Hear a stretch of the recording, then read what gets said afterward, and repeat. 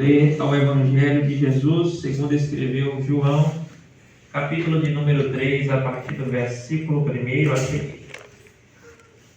João, capítulo 3, versículo 1 a seguir.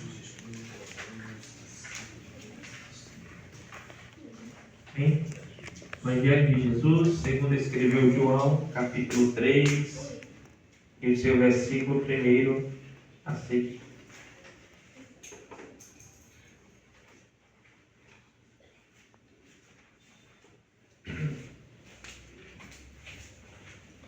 Glória a Deus.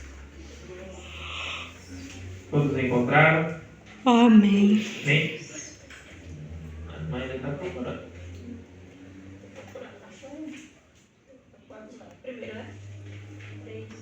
Capítulo 3.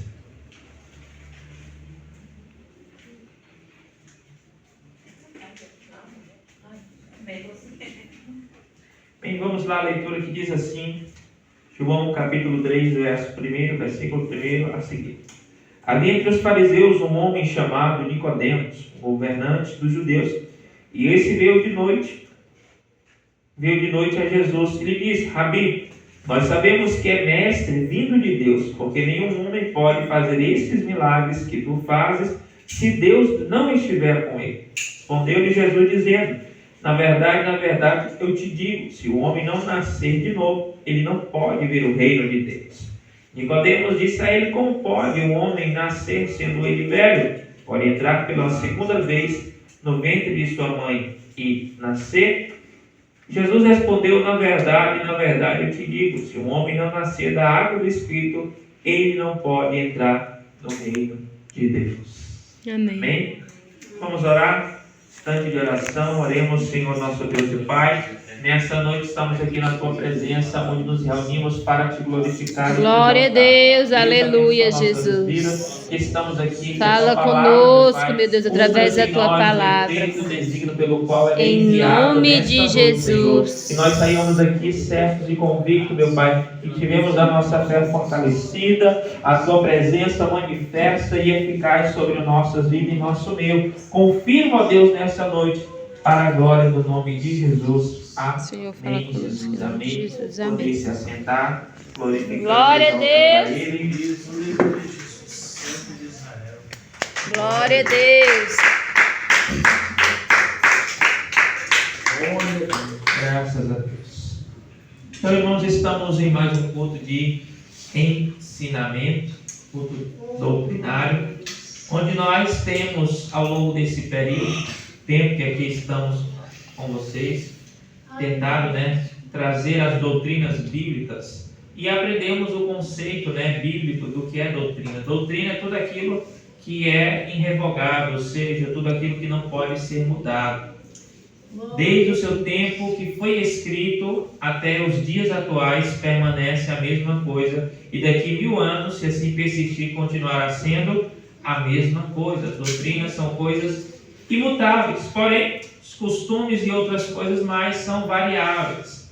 Os judeus tinham um costume diferente de nós. Por exemplo, os homens usavam uma roupa, a túnica e a capa, que ia até os joelhos.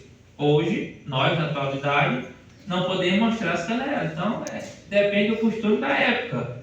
E se nós for seguir o costume da época dos judeus, nem não podemos. Nós ia usar uma túnicazinha. Um vestidinho. Não, vestido não. Vestido era uma mulher. Era uma túnica e a capa.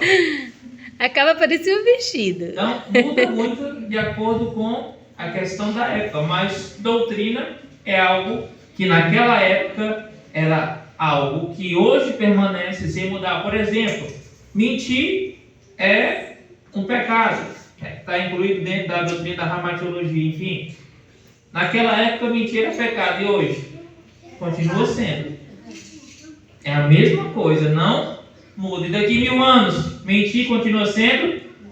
É a mesma coisa. Então, nós temos trazido as doutrinas bíblicas, como doutrina da salvação, do Espírito Santo, que nós estudamos. Espero que vocês lembrem de tudo, ou pelo menos 99,9%. Só vou perdoar 1%, que eu sei que vocês, não tem como lembrar de tudo.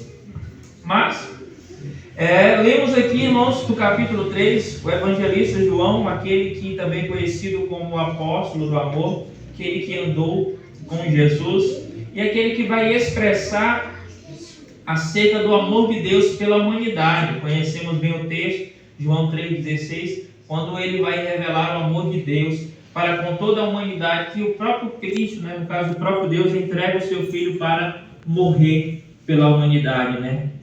E nas suas epístolas também, que ele escreve, 1ª, 2ª e 3ª de João, ele vai falar muito a respeito do amor. E ele diz que Deus, na sua essência, Deus é amor. Deus é amor. Então, conhecido como apóstolo do amor, ele escreve aqui no capítulo 3 um encontro entre Jesus e Nicodemos. Nicodemos sendo ele da seita dos fariseus, da época de Jesus. E os fariseus, para que nós possamos nos habituar, ele era um exclusivista, era uma gama de pessoas que se consideravam exclusivas. A gente também já falou aqui em doutrinas passadas a respeito que eles usavam as suas franjas, né, alargavam elas como sinal e símbolo de santidade, utilizavam os filactérios, então eles tentavam demonstrar santidade exterior. Então ele fazia parte dessa seita da época de Jesus, mas ele teve um despertar diferente, ele queria conhecer Jesus mais próximo, mas ele escolheu a noite, porque ele não queria ser visto com Jesus, porque ele tinha um alto cargo diante dos fariseus, e o risco de perder sua posição era ser visto com alguém que dizia ser filho de Deus. Então ele foi ter com Jesus, e João é o único que relata esse encontro entre Nicodemos e Jesus. E é interessante a afirmação de Nicodemos, irmãos, no verso 2, quando ele diz: Rabi, ou seja, mestre, nós sabemos que és mestre vindo de Deus, porque nenhum homem pode fazer estes milagres que tu fazes se Deus não estiver com ele. Nicodemos entendeu, né, reconhece a autoridade de Jesus, mas uma autoridade de mestre. Ele não disse: eu sei que você é o Filho de Deus, não sei que você é o Messias vindo de Deus. Não. Ele reconhece a autoridade de Cristo como um mestre. Assim como ele era mestre em Israel, ele reconhece Jesus também como um mestre pela sua sabedoria, pela forma que Cristo trazia e manifestava a palavra de Deus. Então, veja, irmãos, que ele crê na autoridade divina de Jesus quando ele reconhece que os sinais que Jesus fazia, ele fazia a partir do poder de Deus que se manifestava na vida dele.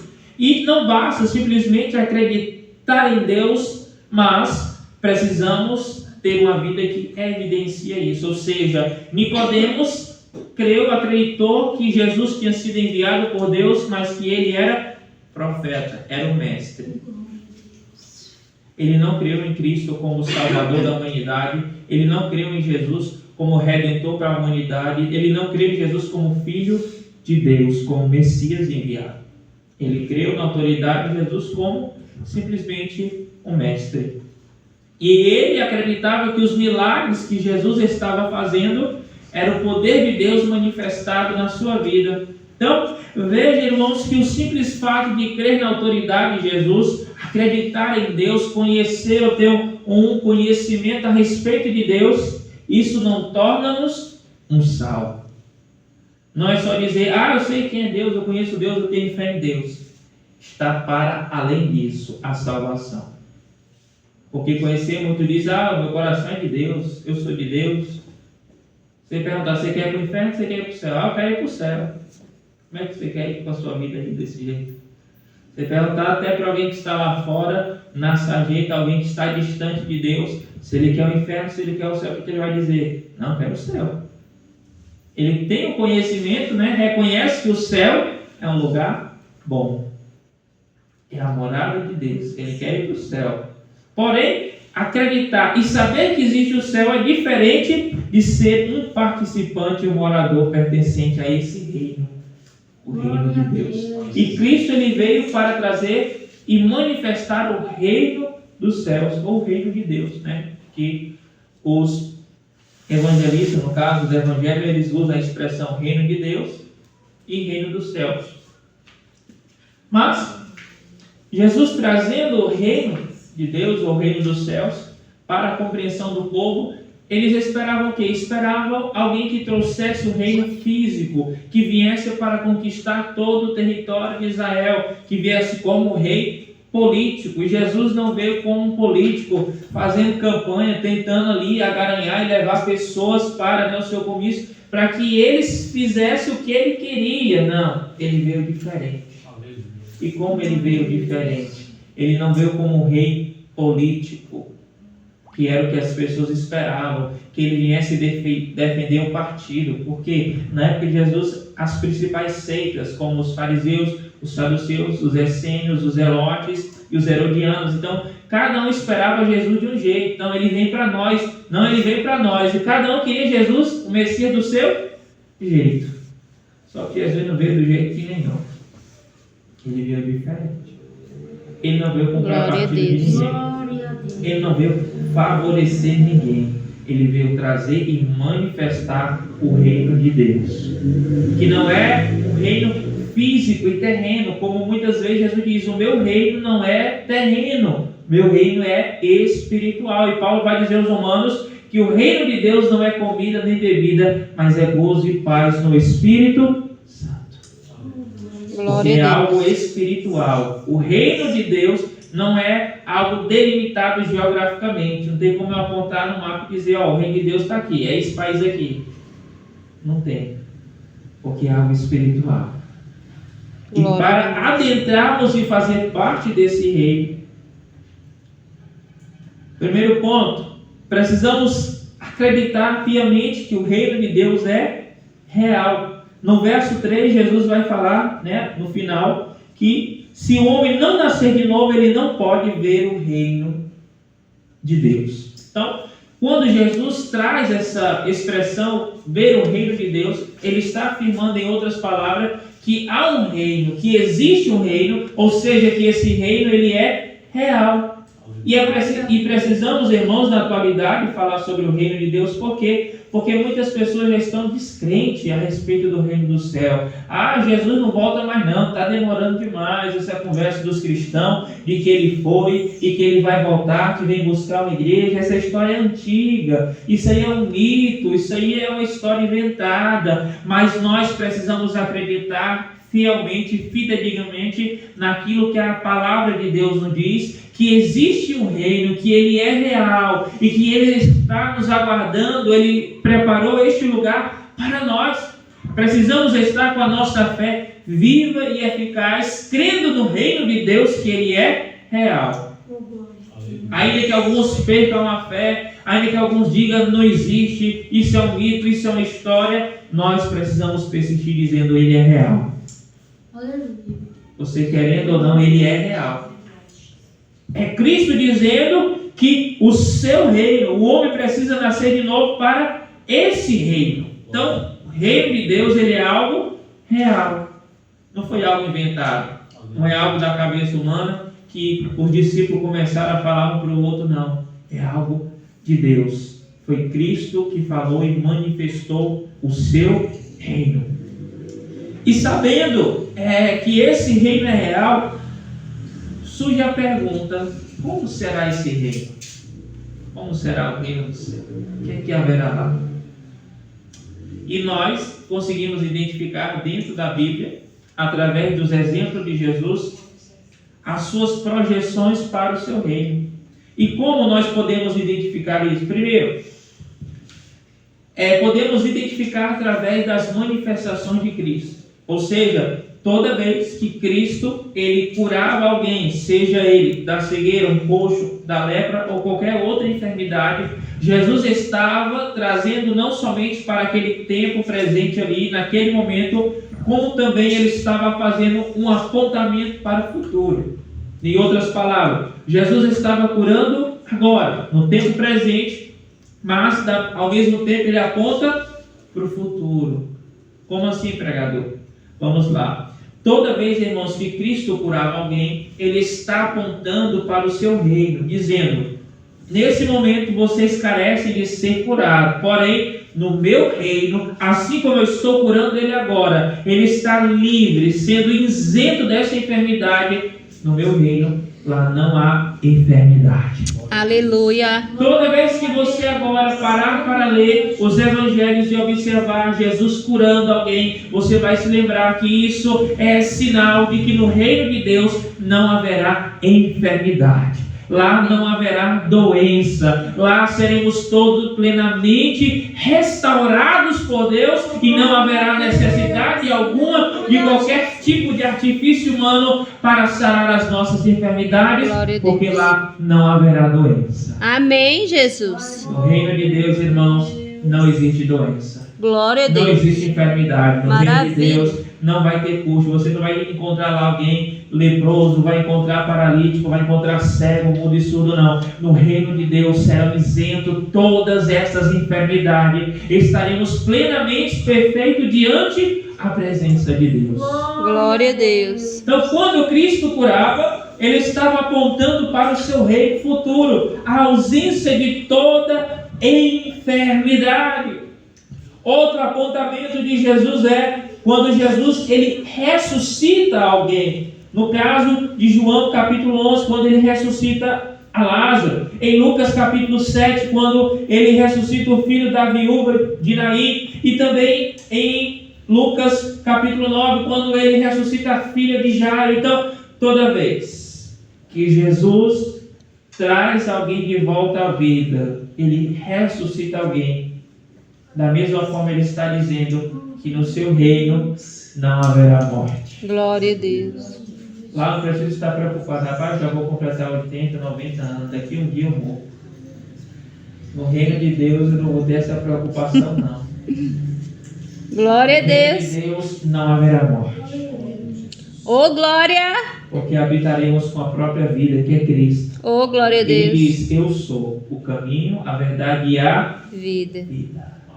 Ele é a vida. E Glória a nós habitaremos, estaremos junto com Ele, com a vida, que é Jesus. Então, quando Jesus ressuscita alguém, Ele está dizendo, no meu reino não haverá morte.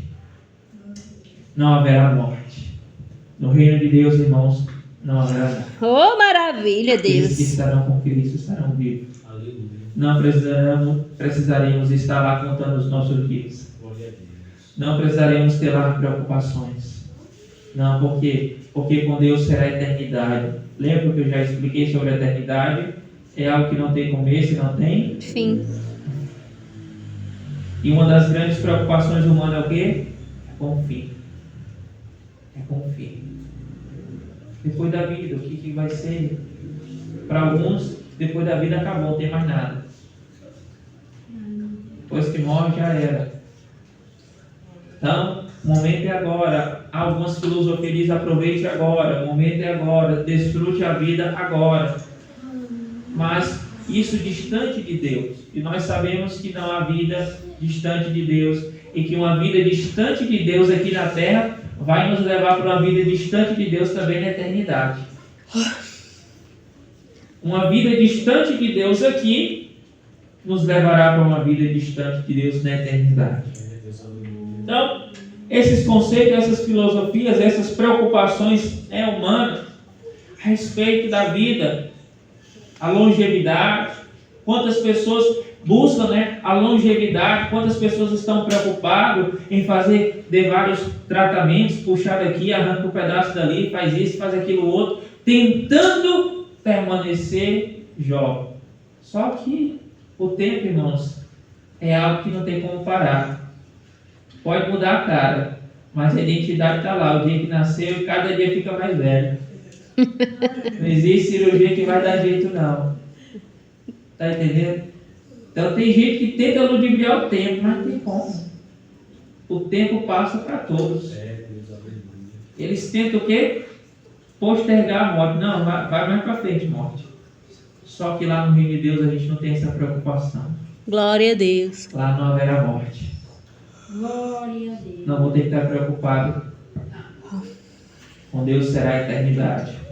Glória a É algo que Deus. não tem fim. É algo que a gente vai desfrutar eternamente com Deus. E Também podemos ver um apontamento do reino de Deus quando Cristo ele operava ou libertava alguém de alguma possessão demoníaca, como o caso do Gadareno. Então, ele está apontando que no seu reino, lá todos serão livres de qualquer opressão, de qualquer ação maligna. Lá não haverá qualquer tipo de manifestação do adversário. Imagine, irmãos, o reino que Deus tem preparado. Um lugar livre de dores, um lugar livre de enfermidades, um lugar livre de morte, um lugar livre de qualquer opressão maligna, de qualquer ação satânica. Um lugar onde Deus tem preparado para desfrutarmos eternamente com Ele, livre de todas essas preocupações e anseios que o homem tem, mas na presença de Deus estaremos plenamente e completamente diante dele e estaremos completos. Porque em Deus nós somos completos. Em Deus temos tudo, porque Ele é o nosso tudo. Em Deus encontramos tudo. Glória a Deus. E o seu reino, irmãos. Imagine um lugar. A gente não vai se preocupar mais com dor nenhuma. Glória a Deus. Se preocupar mais com doença nenhuma.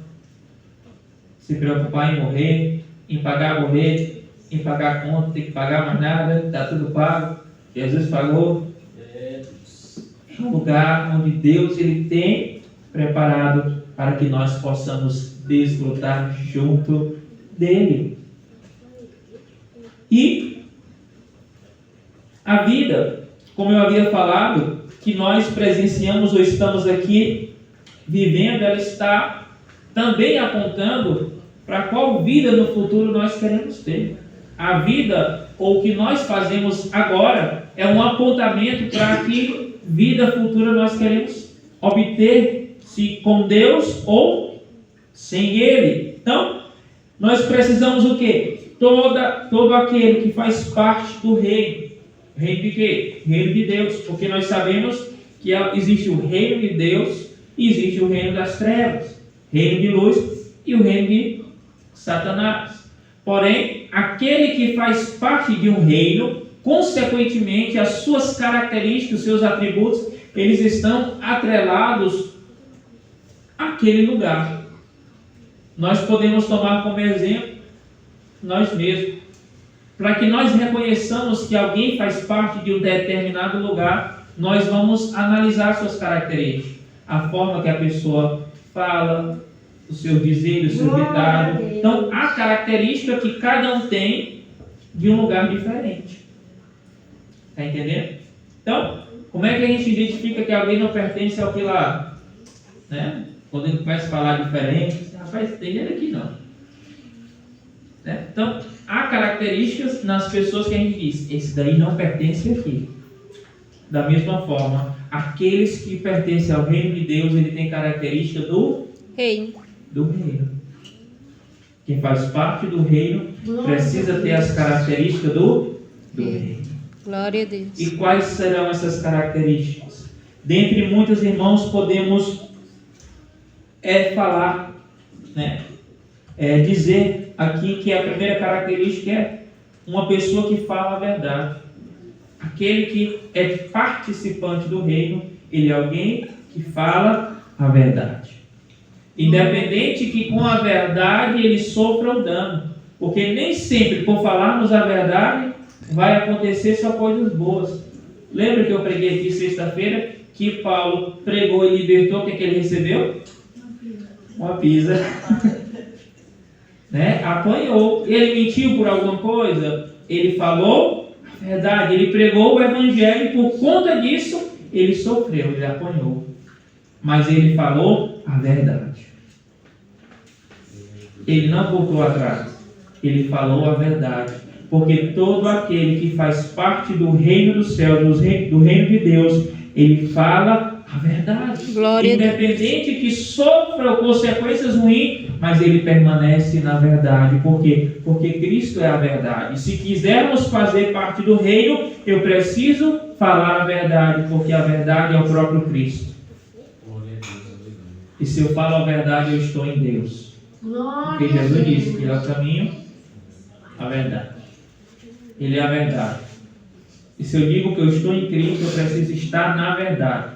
Não tem como eu dizer eu estou em Jesus, mas eu estou mentindo. Aí estou mentindo duas vezes. Dizer que eu estou em Jesus e estou me enganando a mim mesmo. Mas quando eu estou em Cristo, eu falo a verdade. Glória a Deus. Porque isso é uma característica do filho do reino. Segundo, viver em sinceridade.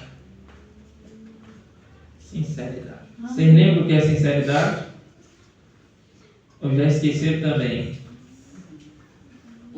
E já esqueceram também? Aí baixa a cabeça. Não, pastor, o senhor falou isso aqui não. Não sei nem o que é isso.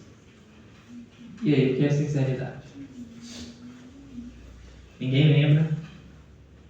Né? Por isso que eu digo para vocês trazer o caderninho que vocês não trazem, né? Por isso que eu falo. Sinceridade, irmãos. Fiz a mesma pergunta para os irmãos lá em Cajueiro. Parece que o problema de memória é geral, né? Todo mundo tem problema de memória aqui no Alagoas, rapaz. Mas vamos lá, sinceridade. O termo sinceridade vem do latim sincera, que foi aplicado essa palavra sinceridade para o ato onde o oleiro ele fazia o vaso, porém, em determinado processo do vaso, quando ele era colocado no fogo, acontecia dele rachar. E o oleiro, o que ele fazia? Para que aquele vaso não se perdesse, ele pegava um pouco de cera e ludibriava, né? Tampava a parte que rachou e colocava a venda. Não, está perfeito, olha aí. Ele só passava a cera. Porém, quando vinha alguém para comprar, sendo ele conhecedor e experiente, o que ele fazia? Para descobrir se aquele vaso estava em perfeito estado ou não, ele colocava o vaso à luz do sol. E com o calor do sol, ele fazia o que? A cera derretia. Ele via, rapaz, esse vaso aqui está quebrado, você está querendo me vender um vaso com cera. Então, o termo sinceridade vem da origem da ação de sem cera. Aquilo que é verdadeiro, aquilo que não tem nada cobrindo, ludibriando, tentando se passar por algo que não é. Aquele que é sincero, ele é sincero aonde ele está. Porque quando é colocado exposto ao sol, e assim podemos usar a metáfora, que é exposto à luz da verdade, o que é que acontece? Vai dizer se é verdadeiro, se é sincero ou não. Não adianta querer enganar, porque à luz da palavra, tudo fica, aparece. Tudo fica patente aos olhos de Deus. Não adianta colocar cera diante da palavra, vai dizer se tem ou se não tem. Ser sincero é ser a mesma pessoa independente do ambiente. Eu não posso ser alguém na igreja, no trabalho ser outra pessoa, na faculdade ser conhecido como outra pessoa e cada lugar que eu passar eu ser uma pessoa diferente. Aí é um bocado de cera, né? Um cera aqui, um pouquinho ali, esse vaso está todo encerado. Mas eu preciso ser a mesma pessoa que eu sou na igreja, na sociedade, na escola, na vizinhança, eu preciso ser o mesmo. Isso é ser sincero. Então, faz parte do reino de Deus aquele que é sincero, que vive em sinceridade. Aí agora eu pergunto para vocês, o que é sinceridade? Qual é a origem da palavra? Não ter cera. Sem cera. Sem cera. É uma palavra que é origina de qual idioma? Latim. Do latim. Tá bom? Daqui vocês vão aprender latim, grego, hebraico. Quem gosta do grego é a irmã Binha. Terceiro, praticar o amor. Quem faz parte do reino, ele pratica o amor. E a palavra amor, biblicamente falando, há 4 palavras que nós utilizamos dela: o amor ágape, que é o amor de Deus, o storge, o eros e o fidelus. Mas o amor que Deus requer de nós é o amor ágape, o seu amor incondicional, o amor que Ele demonstrou por nós. Precisamos manifestar esse amor de Deus que Ele colocou em nossas vidas a outros. Por isso, praticar o amor. Por isso que Ele diz amar ao próximo. Por quê? Porque amar é um verbo. E nós estudamos na escola, né, irmão Bel? Que um verbo, o que é um verbo? É uma Ação. ação. Então, o verbo é uma ação. Então, se eu digo, né, que eu tenho o amor é verbo, o amar, eu preciso ter o quê? Ação. Mesmo que eu dizer que eu tenho fé, que não faço nada. Aí vão perguntar assim, mas que fé é essa? É uma fé morta? É uma fé que ninguém vê? O amor, em prática, é seguir o exemplo de Jesus e fazer parte do reino. Outra característica, ter comunhão, do grego koinonia, comunhão. Ter comunhão. Estar com os irmãos, estar na igreja, comungar, cultuar a Deus, tudo isso faz parte da comunhão. Então não há como eu fazer parte de um reino, fazer parte do reino de Deus, se eu não obtiver comunhão, se eu não estiver em comunhão, se eu não estiver em concordância, porque isso me leva a estar ausente desse reino, se eu não estiver em comunhão, tá bom? E em contrapartida a isso, as características entre falar a verdade, viver a sinceridade, praticar o amor e ter comunhão. O oposto de verdade é a mentira. Então, todo aquele que pratica a mentira, ele faz parte de que reino? Das trevas. Não. Do reino das trevas. Aquele que não vive em sinceridade, mas engano, ele faz parte de que reino? Das trevas. Aquele que não pratica o amor, mas sim o ódio. Das E trevas. aquele que não tem comunhão, mas promove discórdia, dissoluções, emulações, enfim, dissensões, tudo isso ele faz parte do reino das trevas.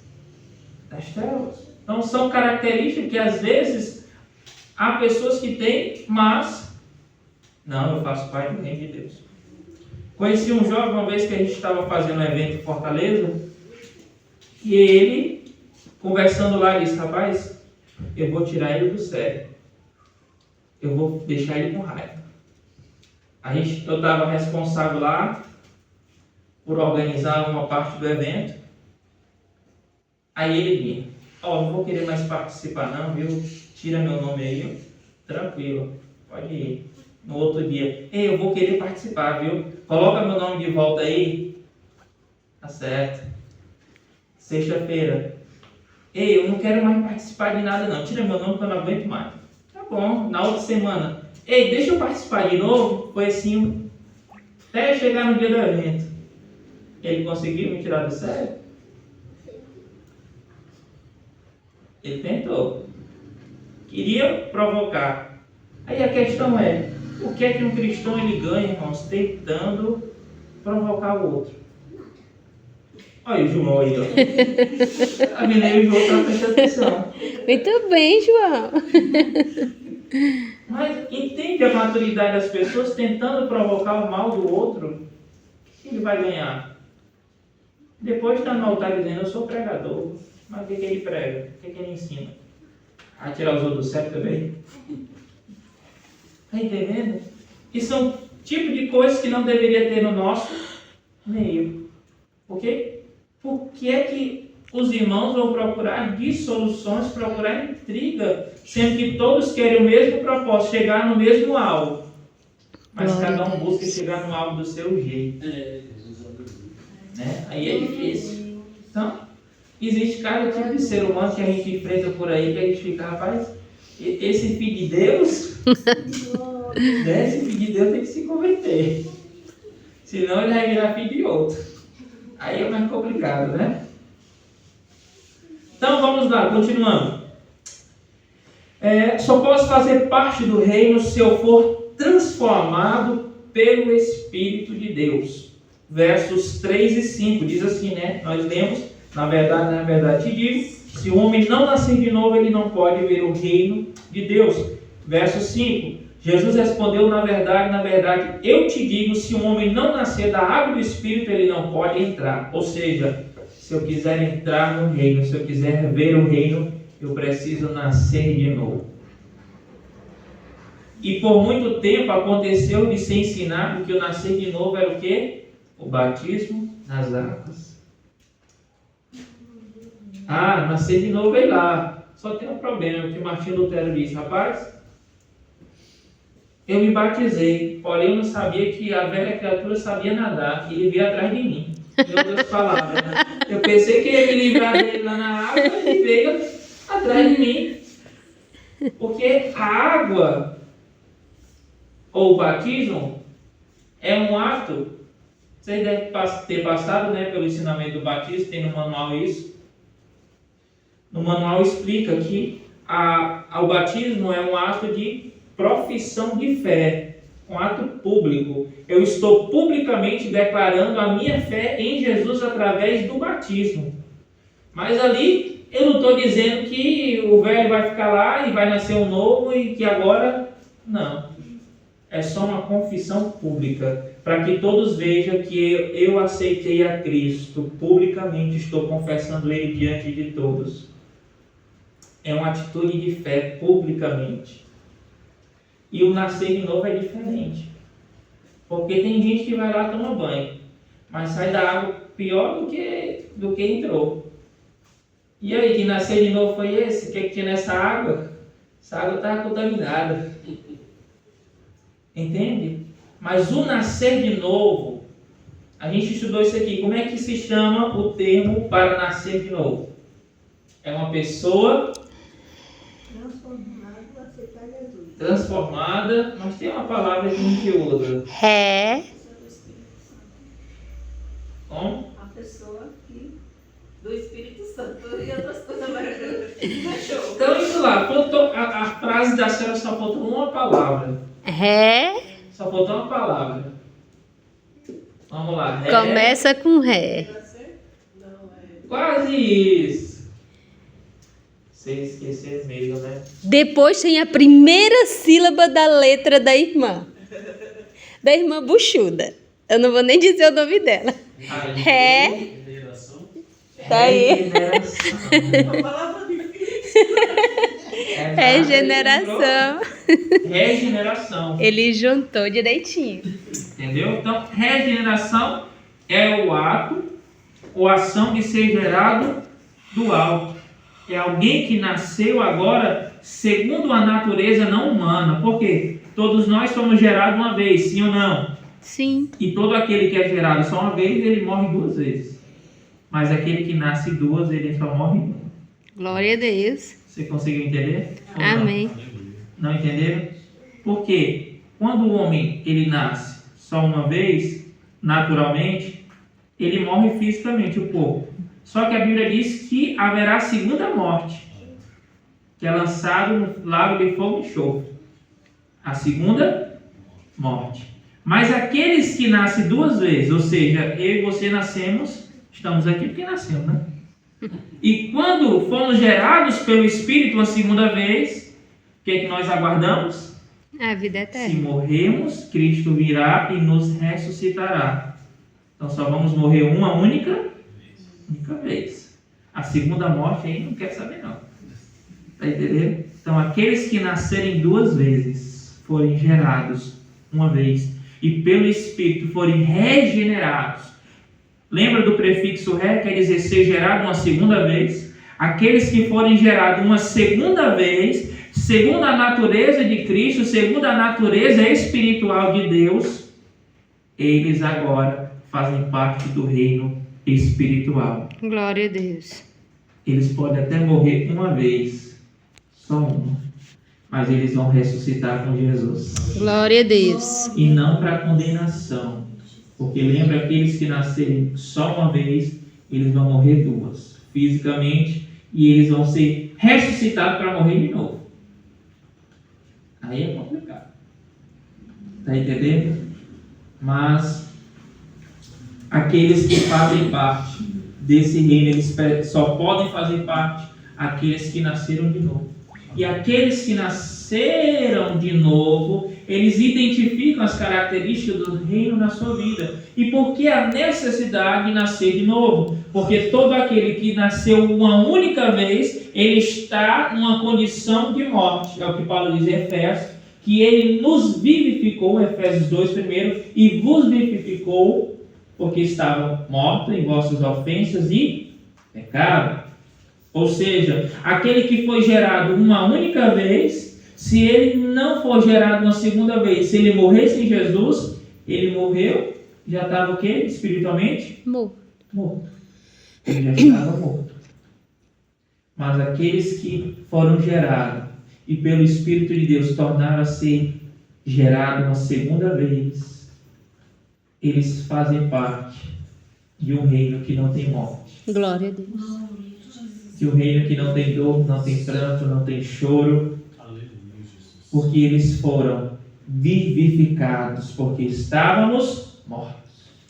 Glória. Até o dia em que aceitamos a Cristo.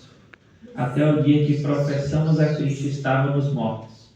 Mas a partir do momento em que o Espírito de Deus gerou em nós, transformou a nossa vida, nos convenceu do nosso pecado, nós fomos regenerados. Nascemos de novo. Glória a Deus. Tem gente que não vai passar pelo batismo, vai ser salvo. Aquele ladrão na cruz, ele teve tempo de descer e se batizar? Não. Ele foi direto para o céu. E tantos outros que morrem diante do leito da dor, aceitam Jesus, eles vão. Aquele foi o último instante, a última oportunidade. Aqueles que agarram, se salvam. Mas os que não, já estavam morto espiritual, só terminam de morrer a matéria. Só que depois vem uma morte pior ainda, que é uma morte eterna. É um sofrimento eterno. Se tem dor que a gente sente aqui, às vezes, meu Deus, me livra dessa dor, imagina uma dor eterna que nunca para. Se tem dor que a gente sente, que é questão de segundo, parece uma eternidade, imagine uma dor que vai durar realmente a eternidade. Aí que vai ser triste. Mas o ensinamento de Cristo, irmãos, era sobre o seu reino. Esse reino que Ele tem preparado para nós. O reino que está nos aguardando. E Ele quis ensinar isso a Nicodemos. E Nicodemos achou, rapaz, para mim nascer de novo, mas eu sou velho de idade, como é que eu vou voltar lá para a barriga da minha mãe? E Jesus disse, você sendo mestre, sábio, não entende as coisas espirituais? Se eu estivesse falando aqui de coisas da terra, Nicodemos, você entendia tudo, mas como eu estou falando de coisas espirituais, você não me compreende. Porque aquele que é nascido do Espírito é Espírito. E aquele que é nascido da carne é carne. Nicodemos estava fisicamente ainda preso simplesmente aos rudimentos humanos, estava na carne. Mas os que nasceram de novo, aqueles que tiveram encontro com Jesus, eles têm agora um entendimento espiritual, uma compreensão diferenciada sobre o novo nascimento. Amém? Amém, Jesus. Então, Glória a que Deus. Deus em Cristo Jesus abençoe a todos. Foi até aqui. Amém. Palmas que louvam ao Senhor. Amém? Glória a Deus.